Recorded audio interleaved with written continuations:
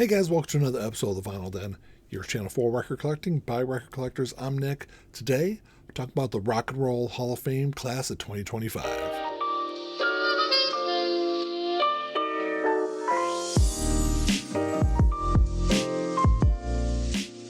There's a bunch of links down below. You got links for the Vinyl Den Facebook group, for the merch page, for the Spotify and Apple Music playlist that I put together every week, and the Patreon page. So make sure you check all that out. Like always, if you enjoyed the episode, make sure you give me a thumbs up, hit that subscribe button down below, and make sure you hit that notification bell so you're notified every time I release new episodes. So earlier this year, I think it was in February, the Rock and Roll Hall of Fame released the list of inductees being considered for the class of 2025. And then just a couple of weeks ago, they announced the 13 artists that are going to be inducted this year. So this isn't as much about who's not included in the Rock and Roll Hall of Fame, because there's a long list of those artists. This is more so about the people that are going in this year and why I think they deserve to be there. So this is the sixth straight year that at least one rap artist is being inducted in the Rock and Roll Hall of Fame. And yes, that's the way it's been since the very beginning. Every single year since the first class in 1986, there's always what I call non-traditional musicians that are included in every class. And yeah, sometimes they're R&B, sometimes they're rap, sometimes they're jazz or soul or funk. There's always something outside of like the standard rock and roll genre that's included. And typically I understand at least some of the reasoning for their inclusion. But honestly, I was a little surprised by some of the nominees that didn't get included in the class this year. There was a couple of people that I thought for sure were absolute locks for the hall this year that didn't get in. If I was going to bet money on who was going to be included in the class this year, Oasis was definitely in there. So I was a little surprised when I saw they weren't inducted this year. But, the more I thought about it, Britpop, I think they would have been the first Britpop band, at least from the 90s, in the Rock and Roll Hall of Fame. So while I'm sure they're going to be there eventually, it might take a couple of years, a couple of times being nominated before they get in. Another one that I thought was an absolute lock is Mariah Carey. And, I think eventually she's going to make it in. But I agree that she doesn't go in with this class. There's a lot of other musicians and bands and artists that I think deserve to be in there. They were way more influential than Mariah Carey. And also when it comes to these non-traditional musicians that get in every year, a lot of them, embody what I call the rock and roll spirit, and that really doesn't include Mariah Carey. Something that I thought was just on the edge, I wasn't really sure whether or not they'd make it in this year or not, is Billy Idol. When it comes to punk music, punk is very underrepresented in the Rock and Roll Hall of Fame. He's another artist I know is eventually going to make it in, but I was pretty sure it wasn't going to be this year. I guess one of the things a lot of people have an issue with when it comes to Rock and Roll Hall of Fame is I don't think anyone really knows the criteria for who is included every year. I think Joy Division and New Order is a prime example of a band who, highly influential, but they weren't as big in the mainstream as they really should have been. And I think in some ways that probably hurts them a little bit in the eyes of the selection committee. I think it's where a lot of the criticism comes from, because you have bands like Joy Division, hugely influential. They don't get included in the Rock and Roll Hall of Fame. And there's some other people that they don't feel is as deserving that do. I think Phish was kind of an interesting nomination because they're one of the greatest jam bands of all time. But I'm not sure if that was enough to really get them included this year. I think they easily have one of the most dedicated fan bases on earth. And then there's Mana, who I've never heard of before. I've never heard any of their music. So, they were one of those bands that I didn't think were going to make it in this year. They might eventually do it, but I didn't think they were going to get in this year. And then there's the Black Crowes, which, this might be a hot take to some out there, but I'm not 100% sure they're really deserving of the Rock and Roll Hall of Fame. But once again, I think that really comes down to what the Rock and Roll Hall of Fame uses as criteria to pick these bands. Because sure, they do have a couple of incredible albums, but, I think there's a lot of albums through their career also that are just kind of okay to me. I'm sure the band will eventually make it in the Hall of Fame, but, I think it's going to be a couple more years before they do. But let's talk about some of the bands and artists that did make it in this year. Bad Company, it's the first time they've ever been nominated. I think they're one of the quintessential bands of the 70s. Formed by members of King Crimson, Free, and Mott the Hoople. They might not have the most stellar music career, but I think they released one of the best debut albums of the 70s. And Chubby Checker is somebody who I could have swore had been inducted years ago. He's been eligible since the first class in 86, but surprisingly, this is the first time he's ever been nominated. And some people might be surprised to learn that Chubby released 32 hits from 60 to 66, and during that early period of the 60s, I think really helped change and transform rock music. He was definitely one of the biggest musicians of his generation. And he's also somebody that's way long overdue to be inducted. And another first-time nominee this year is Joe Cocker.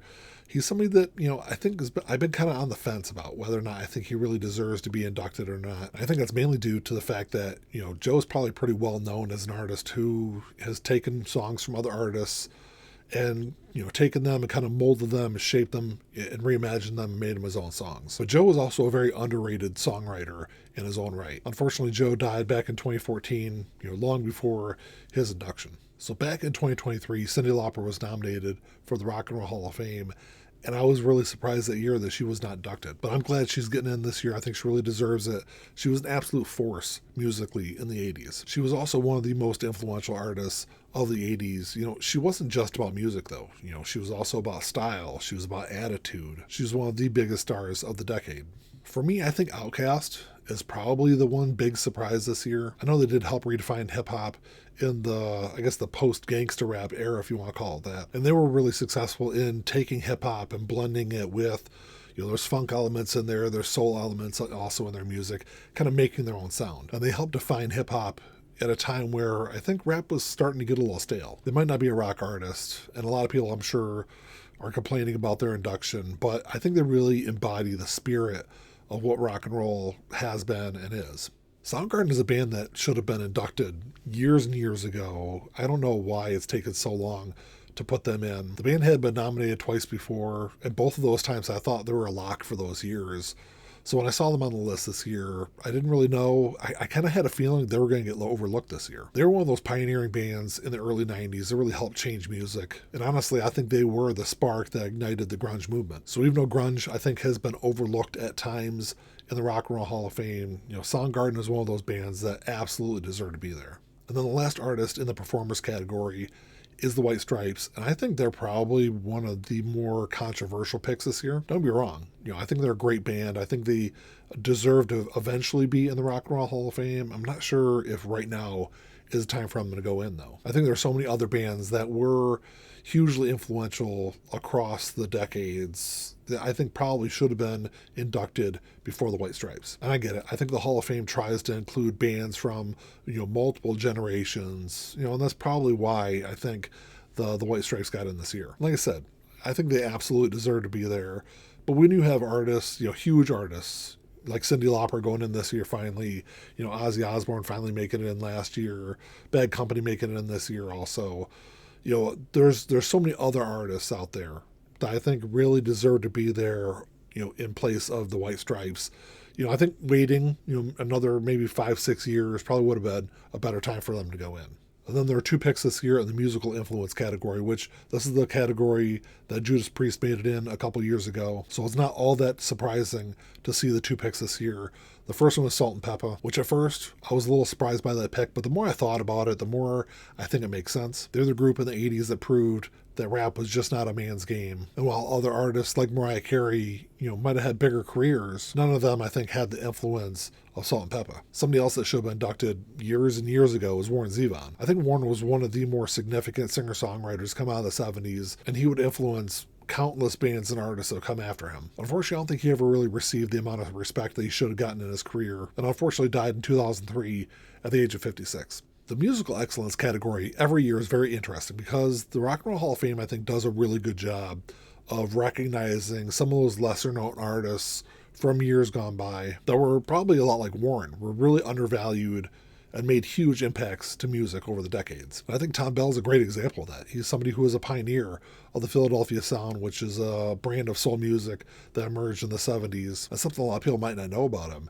is, he's one of the more prolific R&B songwriters and producers of all time. He wrote songs for Dusty Springfield, Elton John, The Spinners, among a host of others. Somebody else getting inducted this year that a lot of people out there probably don't know about, but I'm sure have heard him play, is Nicky Hopkins. Widely seen as one of the greatest studio pianists and session musicians of all time. Nicky worked with pretty much every big artist from the 60s to the 90s. The Who, Joe Cocker, the Rolling Stones, pretty much, like I said, everyone across those decades, Nicky worked with. There's also another great session musician that's going in this year, and that's Carol Kaye. Carol's bass playing helped lay the foundation of a bunch of hits across the 60s, 70s, and 80s. And she recorded over 10,000 songs across her 65 years in music.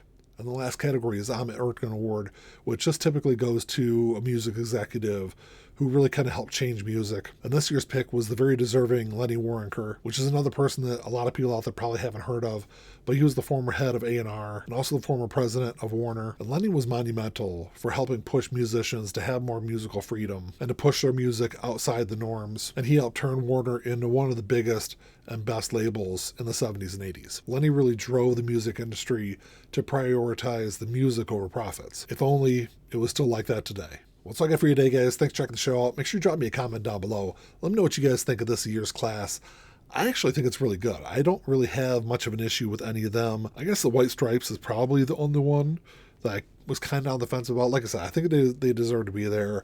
I just think they're getting inducted a little before their time. And I was really surprised a couple of those nominees did not make it on the final list. But let me know what you guys think. Like always, if you enjoyed the episode, make sure you give me the old thumbs up. Hit that subscribe button down below. That's all I got. Until next time, keep on spinning. Peace.